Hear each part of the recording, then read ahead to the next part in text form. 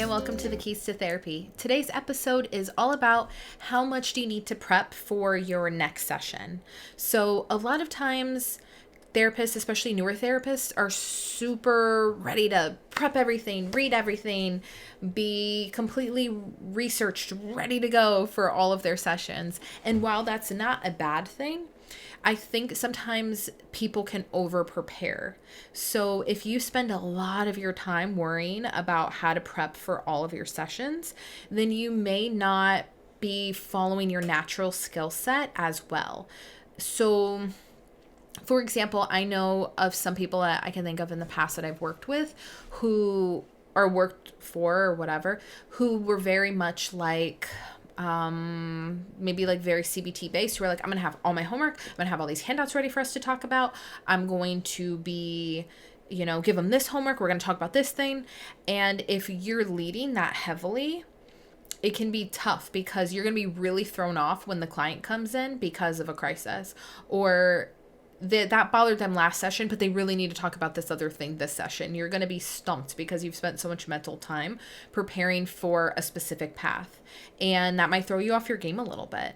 So I think that over preparation can definitely be a negative thing. Now, it's always great to have a couple go-tos. So maybe there's, with a newer client, right? There may be like a couple handouts that you're like, this one has negative thought patterns, or it has cognitive distortions or something like that. Maybe it's like self-esteem, I don't know, common self-esteem issues, or like some kind of handout out here that is going to provide you with more information. Those are always good to have on hand. My favorite is, I think it's on therapistaid.com. They have a worksheet on, or they used to, on cognitive distortions. So that's always a good one because you can send that to a client and be like, all right, let's read through them and like mark any of the ones that you know that you have used or use frequently. And let's go through them. And then you can use the session to go through that because maybe there's a lull, right? Maybe they're like, everything's kind of the same. It gives you a jumping off point so that you can feel like the session was productive and they're getting something out of it and they're gaining some more insight into what may be going on. So it's always nice to have like a couple things handy. Maybe it's more solution focused and you're like, okay, this go-to is always going to be the miracle question, right? Like if you could wake up tomorrow, and your whole life was different, what would that look like? And give them categories. What would that look like in your job? What would that look like in your relationship? What would that look like financially? And sort of sort through those categories there to assess more of what's going on. But I think you have to do a few things. One is you got to really know your audience, right? Like you have to know which clients are the ones who need some extra assistance. And those might be the sessions or the people you prep for a little bit more. And then which clients are the talkers. And for them, the prep's going to look different.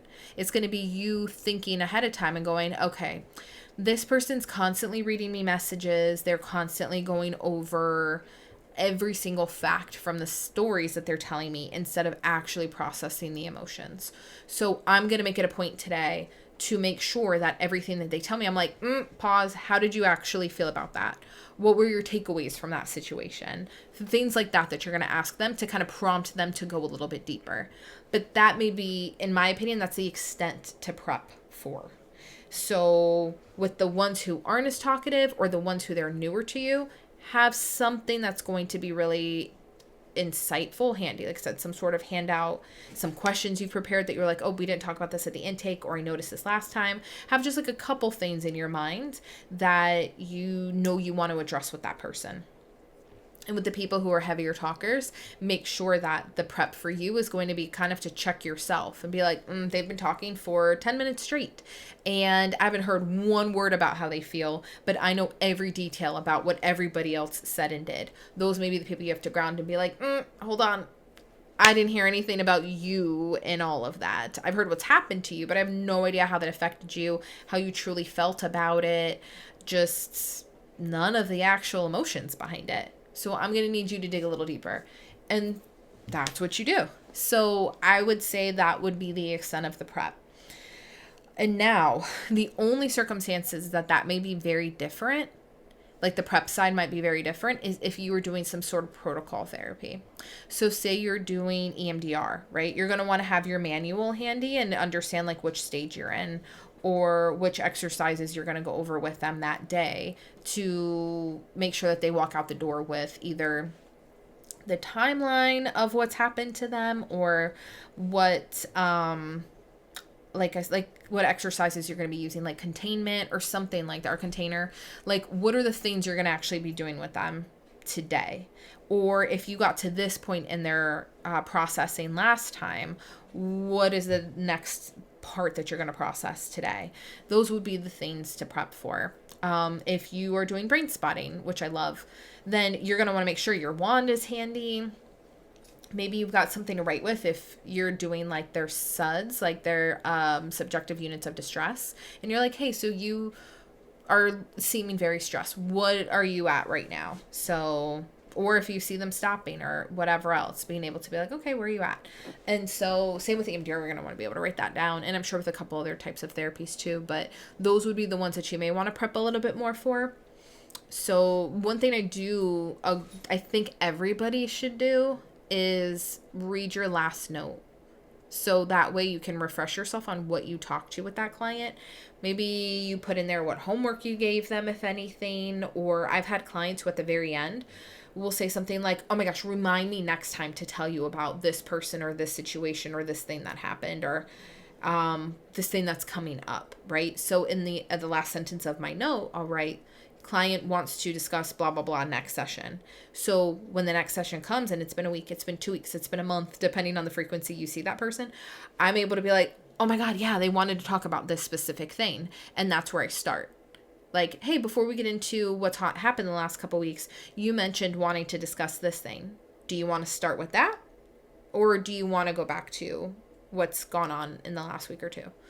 And give them the option. So that'll be my suggestions for prep, but always read that last note, because even if you've seen somebody for years, even if you feel like you know anything and everything about that person, you want to be able to refresh on what that last thing was that they said, because then you'll know exactly what to reference, maybe what to check in back in with them on, stuff like that, because we're human. There's going to be stuff that we forget to go back to. So, which what is also, again, a good tip to be able to document those things that they mentioned, so you don't have to necessarily remember exactly what it was, right? So you have to be like, I know they mentioned something they wanted to talk about last time, because depending on who the person is or what situation they're going through or what diagnoses they have ADHD, they might be like, I don't know.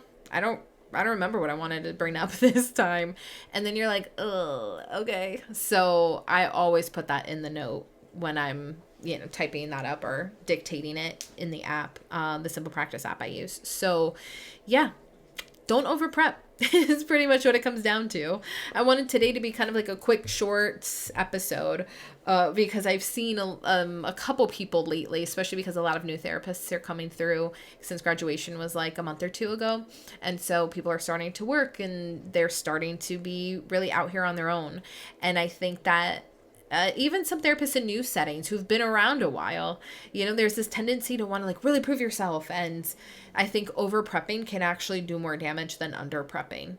So like I said, I think there's a lot of this job that's instinctual. It's stuff that you're going to pick up on. It's stuff you're going to want to talk about, bring up, that you're going to notice and be like, I saw your body language shift right there. What's that about? So if you were in your head going, okay, what was the next thing I want to talk to them about? What was the next question on that handout? You might be missing a lot of stuff that's presently happening in front of you. So read that last note. Get a little more comfortable and familiar with like, okay, these were the things that I talked to that person about last time. Get yourself in the mindset of seeing that person and refreshing yourself on what it is that they need and how they work best. So if they are that talker, cool. Know that you're going to rein them in today.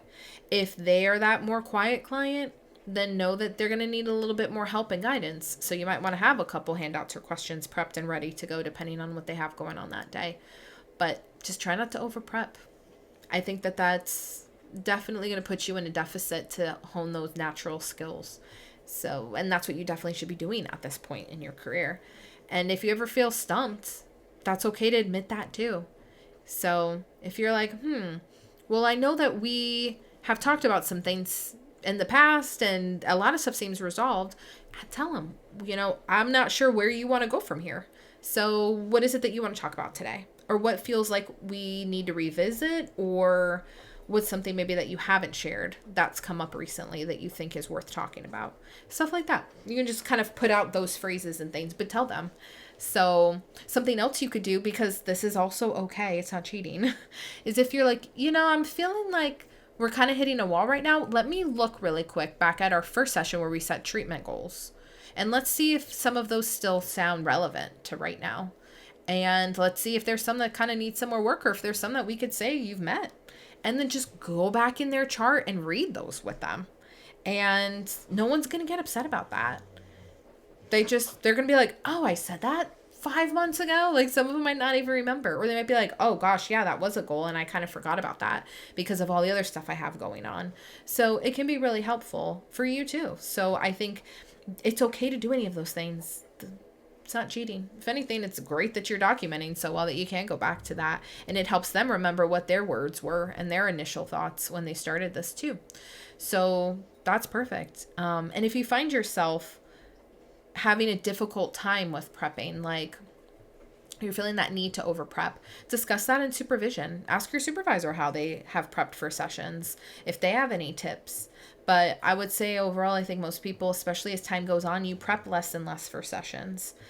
And you have all your tools ready. You have all the things that that tend to work better, or you can explain better, and you'll develop all of that. So have a folder on your desktop. I know I have one right here that says therapists handout and trainings. Have some books and stuff ready to go that are for a couple different topics and things that may be useful to the populations you see, so that you can show them and explain to them why you think that would be helpful. But overall, just be yourself, right? Like, the number one indicator if therapy works or not is that relationship between the client and the therapist. So just be a real person first. Just connect with them on a person level, and all the therapy stuff will happen, and you will make that happen. Just trust those instincts and trust yourself. And like I said, have a couple handouts and things ready if you do feel stuck or anxious, and ask colleagues for info too if you're feeling stuck with some resources. But yeah, don't over prep. You'll be fine. It'll be okay. Ask the clients. Let's reset your goals. What are the top 3 things you feel like you need to work on? That's it. Bring them into the conversation then if you feel stuck. Sometimes you feeling stuck is a indicator that they're stuck too. So that's stuff that you can use in sessions. Like, hey, I'm feeling kind of stuck right now with where to go. I'm wondering if that's coming from how you're feeling. So what are your thoughts on that? Let them take it away. They're the expert on themselves. So just be there to support them through that, and you're doing your job. So hopefully this was a helpful episode. I know it's kind of quick and to the point, but I think those are the best ones sometimes. So if you'd like to stay on top of future episodes, go ahead and subscribe below. I also have an email list and a Facebook group, so join those for some free resources, and I will hopefully see you all next time. Thanks. Bye.